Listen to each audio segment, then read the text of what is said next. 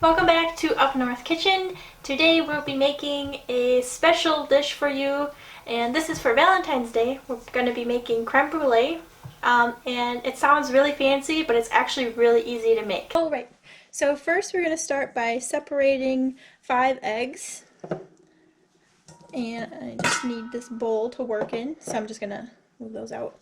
Okay, so the best way I like to separate eggs is I crack the egg, and then you're gonna get messy and you crack it into the bowl.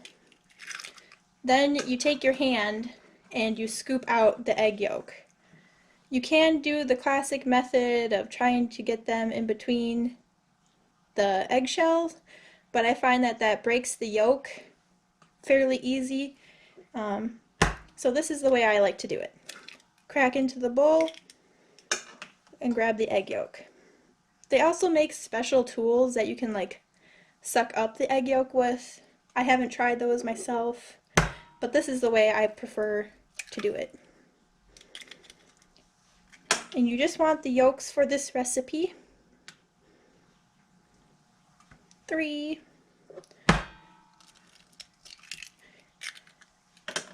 And you can just toss the egg yolks if you want to, or I'm sorry, the egg whites. You can just toss the egg whites, or you can make macarons with them, or you can make sponge cake, or lemon meringue pie, or something like that. Sham too. Alright, so all of our eggs are separated, and now I'm going to go wash my hands, and we'll continue on. Alright, so now we're going to add a 1/4 cup of white sugar to our egg yolks. And you're going to want to just mix that up, and then it's going to be kind of pasty. So that's all good to go, and we're going to move on now to our heavy cream. So on the burner here, we're going to have that on high, and we're going to add our heavy cream. This is 2 cups of heavy cream and 1 tablespoon of vanilla extract. And we're going to get all of that in there. And then we're going to heat this until the bubbles, there are little bubbles that form around the edge of the pot. You don't want to heat it too much because it will scald the heavy cream then. You just want to see those bubbles on the edge of the pot when it just starts to boil. So we'll show you that when it starts happening. And you can just do an initial stir to get the vanilla and the heavy cream mixed together, but then I just leave it sit and watch for the ring of bubbles to start. Alright, so you can see that we have the little bubbles around the edge of the pot here, and I'm just going to give it another stir and wait for it to start again, and then we are good to go. Alright, there it goes again. So now I'm just going to turn off the heavy cream, and I'm going to pour this back into my measuring cup over here.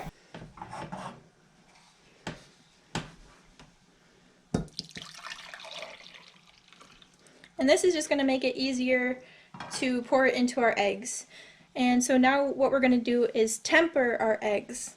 We're not going to add all of the heavy cream at once, because then you're going to end up with cooked egg and chunky creme brulee, and you don't want that.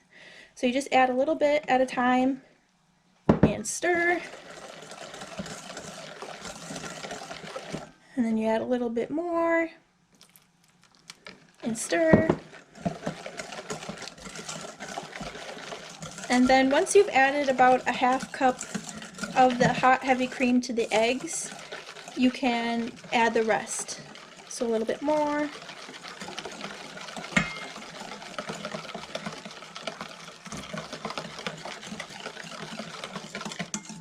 And you want to get the edges of the bowl, you want to get all of it mixed in.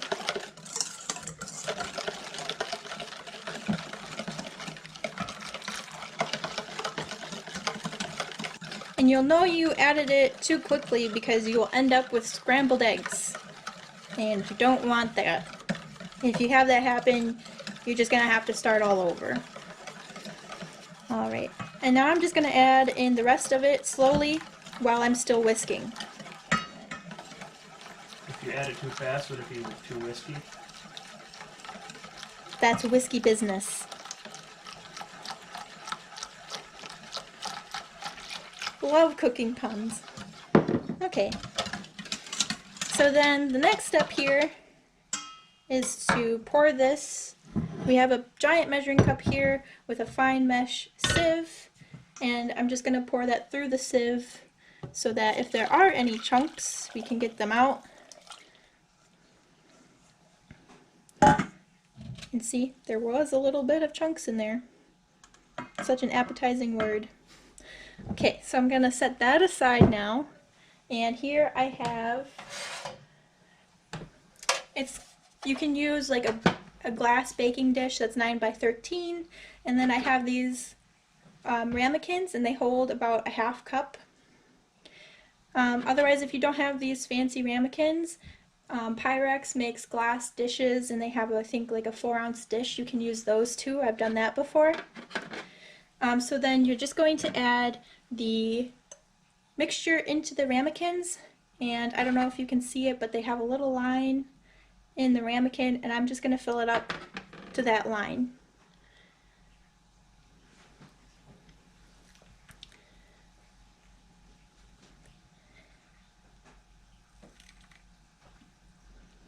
And then I'm going to go just a little bit past. And this recipe makes 6 of these ramekins. Okay. So now these are ready to go in the oven. So we have our oven preheated to 325 degrees. So I'm going to add these in here now. Carefully put these in. Alright, so I'm going to add the water now. And you want to pour this carefully so you don't splash it into your creme brulee. And you want it to be about halfway up your ramekins so that it can cook evenly and nothing curdles.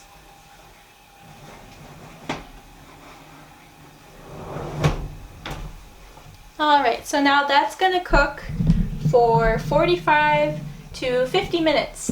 And it should be just a little bit jiggly on the inside of the custard, and I'll show you that when it's all done. Alright, so the creme brulees are done. I'm going to take them out of the oven now. You want to do this carefully because remember there's water in the pan.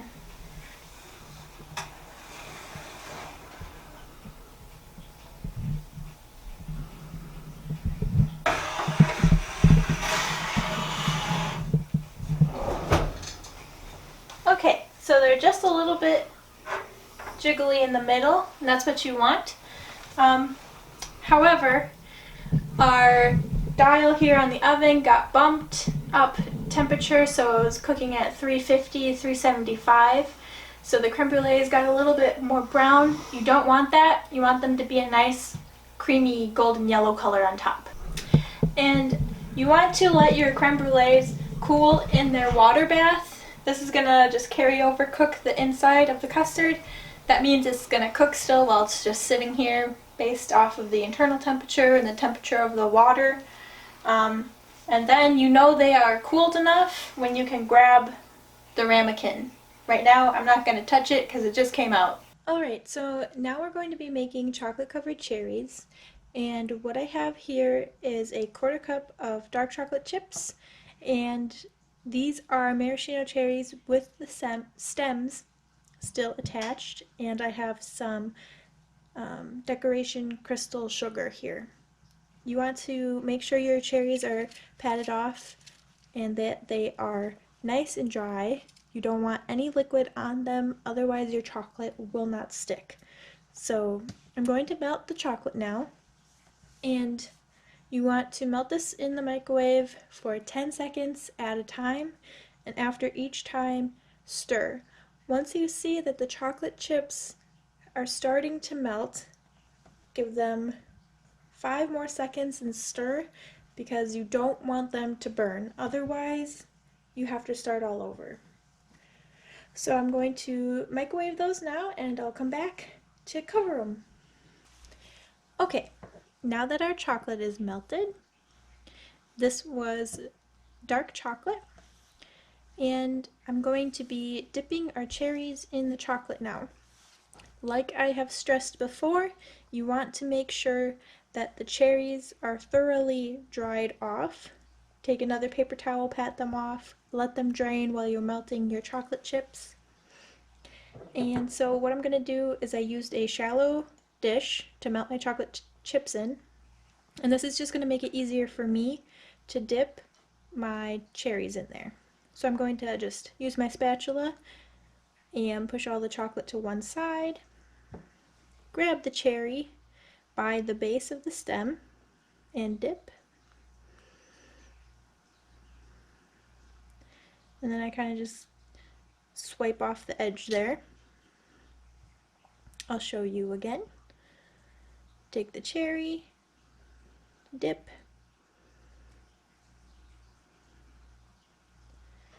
there we go. Now I'm going to do 2 sugar-coated ones with our red sugar. Make them extra special for Valentine's Day. I'm going to set this in the sugar, and then I'm going to just cover the cherry with the sugar. Otherwise, as you can see, if you just dip it in here, you get a little weird lip on the cherry. So, grab it by the base of the stem, dip in the chocolate, get it nicely coated, scrape off any extra, set in the sugar, and then sprinkle the sugar over the cherry and shake off. There we go. Now we have our beautiful chocolate covered cherries. And I just set those on some parchment paper I had prepared here. And it is a little bit difficult to get the hang of. As you can see, I had some trial runs. My first 2 chocolate covered plain ones turned out great, but it just takes a little bit of practice, so make sure you have a jar of cherries handy. And you want the cherries with the stems. It makes it easier for dipping. Alright, let's check out our creme brulee. Alright, so our creme brulee is done here, and then we can top it with 1 teaspoon of sugar, and then we'll burn it now. So I'm going to show you that. So, like I said, 1 teaspoon of sugar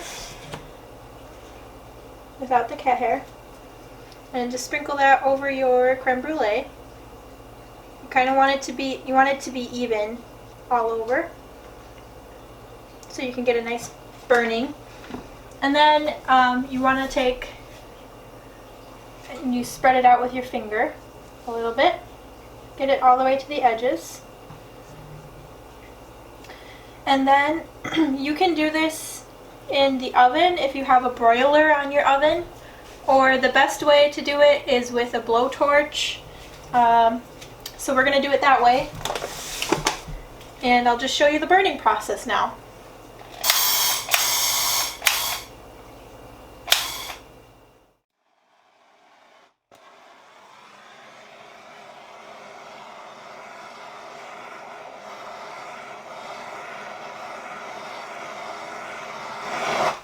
And you want to go just until there's a little bit of black starting to show. So now you're just going to want this to set up a little bit, and you will know it's all set up when you can take a spoon and just tap the top of it. You'll hear a nice little shell sound. I can show you.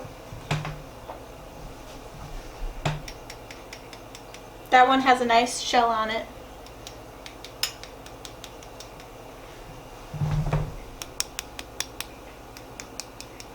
And that's the most satisfying part of the creme brulee. This one's set up really nicely.